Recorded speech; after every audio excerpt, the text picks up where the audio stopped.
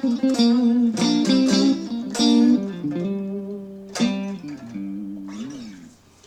folks, back again in my trusty studio with my trusty Squire Affinity Strat. Been inspired to do some more videos here for the electric guitar, specifically beginner style lessons. I don't do many of those, I know, but I had a student today that was giving me, not giving me, but having a few problems with some of his playing, and we've been going over the pentatonic scale, the minor pentatonic scale. And just the first position of that, which pretty much everybody knows. If you are a beginner though, you're having trouble with it, this may be the lesson that you need. Okay, so first of all, the shape is, if we're in G, the first finger is going to be on the 3rd fret, okay? And we're going to go 3rd fret, 6th fret, 3rd, 5th, on the A string, 3rd, 5th, 3rd, 5th, 3rd, 6th again, 3rd, 6th.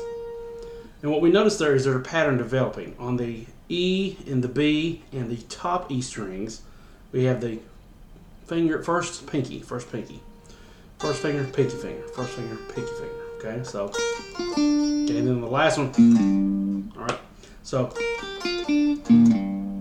alright, and in between that, on the G, B, or excuse me, the G, the D, and the A string,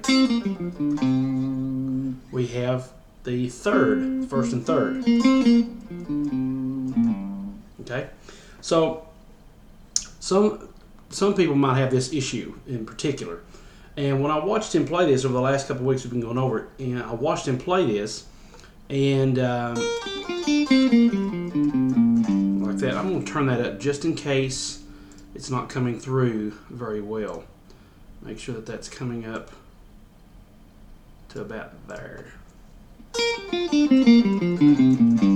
you should be able to hear that well.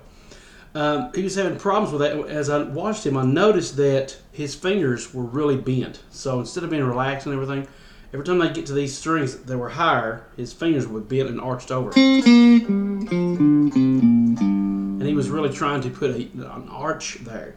Now, it's good to have an arch whenever you're playing chords and things like that, so that other, strings and things like that aren't muted. But for scales, you kind of want to be more relaxed than that. You don't have to have an arch all the time. And I'm going to call this method the lay and press method. I believe that's what I called it when I told him. One way to get around that really tightness, because when you have that, one bad thing that happens is you're tense. And when you're tense here, your whole body tenses up.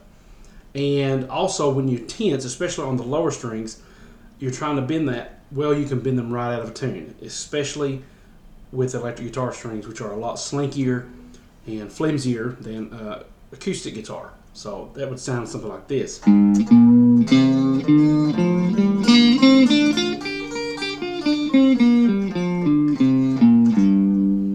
Okay, and we don't want that. We don't want our songs to be out of tune, our playing to be out of tune.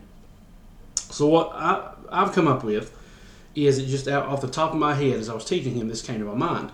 What we're going to do is this is called the lay and press method. We're going to lay our fingers over the fretboard on the strings, very soft. We're not trying to press anything down, not trying to press really hard or anything like that. And what I'm going to do is I'm going to lay my finger over it and then press the note that I need. Okay, so the top string is first pinky. So lay your finger across here, lay your finger across here, play those two notes. And by the way, play with down up strokes. Okay, because that's really going to help in the long run. Okay, and the next, we're going to do the same thing with the next note. We're going to lay our fingers here and press the two notes that we need. So press and lay and press. So the next string, lay and press, lay and press. Now, you may be doing all down strokes at first because this is so slow. That's fine. Start out that way if you need to, but ultimately, when you get used to that, you want to start doing down up strokes. So let's go to the G string, lay, press, lay, press, lay, press, lay, press, lay, press, lay, press. Now, I'm feeling no tension whatsoever in my hand. It's going to help me with any I've got carpal tunnel pretty bad, so it's going to help release any of the stress and tension in my hand. I'm not tensing up. I'm not, focusing as much on curling those fingers is I am just laying them on top of the strings, pressing down.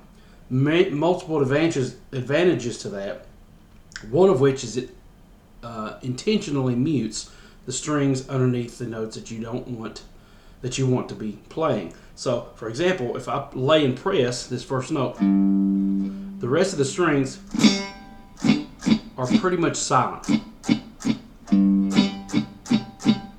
Next one. Okay.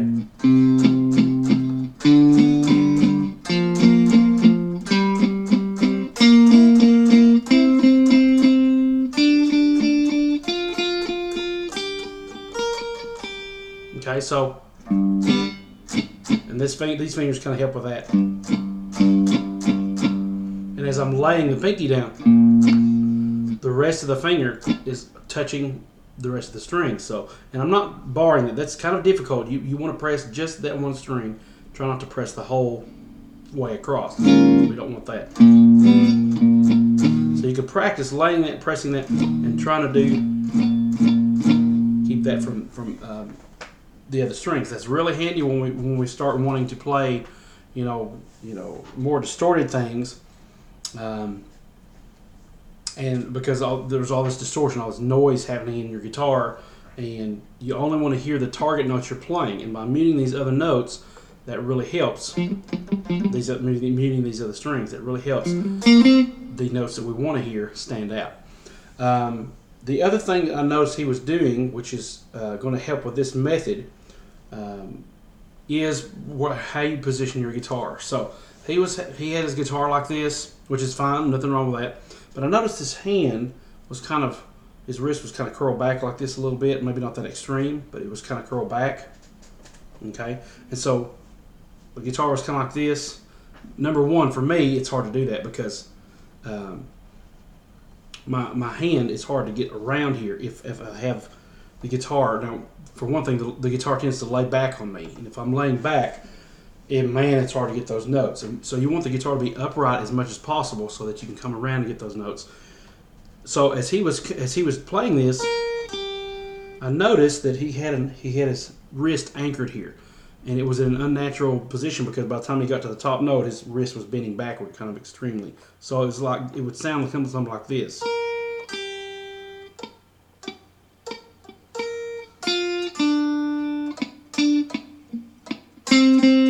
So he would always have problems getting to the right string.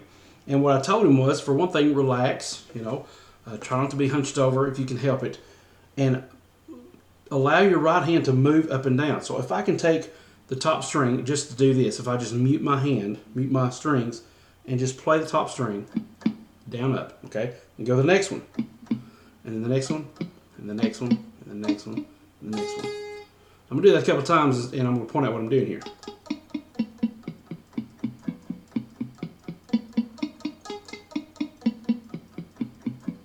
I want you to notice that my wrist is not anchored. These two fingers are kind of anchored to the bottom, okay? Okay, they're anchored there, but I'm not like stuck there and moving my hand while leaving my fingers here. Michelangelo Baccio, or Badio, however you pronounce his name, he does that. And I don't say he does, he's really stiff, but he's one of the fastest pickers in the world. But for me, it's more comfortable and less stiff, and less tense if I allow my wrist to be free, hovering, and playing like that. So my wrist can move. I'm doing one little motion every time, so like that with the wrist. But I'm moving the whole hand and doing the same motion. So I'm not doing anything different. In other words, I'm not playing this and then leaving my wrist anchored and then curling back on me. So I want to play the same motion, and I move my hand and play the same motion and move my hand the next string, same motion.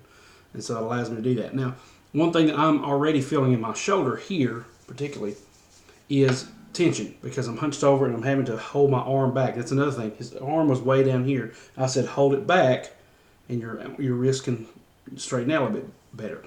Particularly with the higher notes, it's very hard to get these higher notes because, for one thing, your arm, this part of your arm, is against your body, and so that's hindering everything that's happening. So what I said is, when you start getting higher on the notes, take it and play it like this, classical style. because that allows your arm to be outside of your body, okay, and your wrist is at a natural angle, okay, so it's not, you know, bent backwards or anything like that. And it's a lot easier to locate the strings that way, so you don't have to worry about, you know, not hitting the string that I need. I can hit every string that I need to.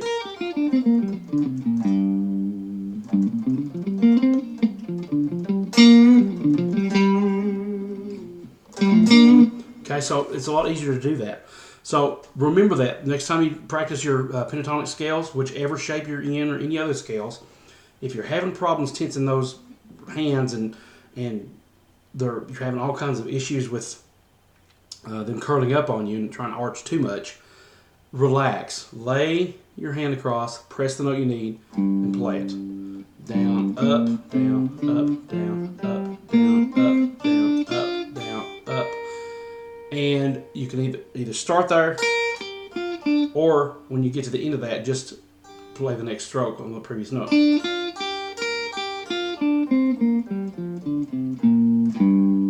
Okay, so our last note, let's see. That's an upstroke. We go back down,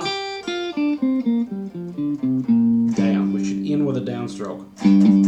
Okay, so watch my hand real quickly. My picking hand. Last note, up, down, up, down. Last note, okay? All right, so that is pretty much it for this lesson. There was one more thing that I thought of to mention. Let's see if I can play around here and see if I can think of what that was.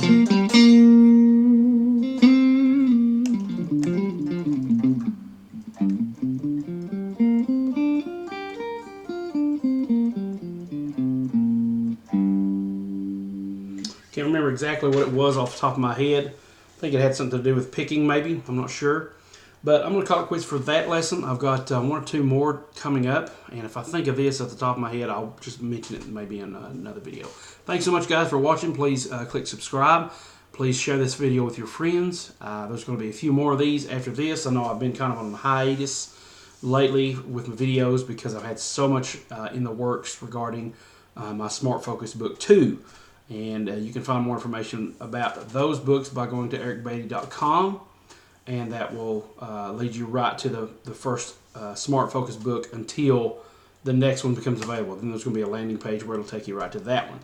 All right, if you go to ericbeatty.com/books, that will take you to where all of my writing is currently right now, books and short stories and things like that. Been working really hard on some of that, so I haven't been doing a lot on my blog, haven't been doing a lot on YouTube, because I really wanted to focus on that, and that's what this next book is about focus this time, okay? So thanks so much for watching. We'll see you guys in the next video, whatever that may be, and we'll talk to you guys later. God bless.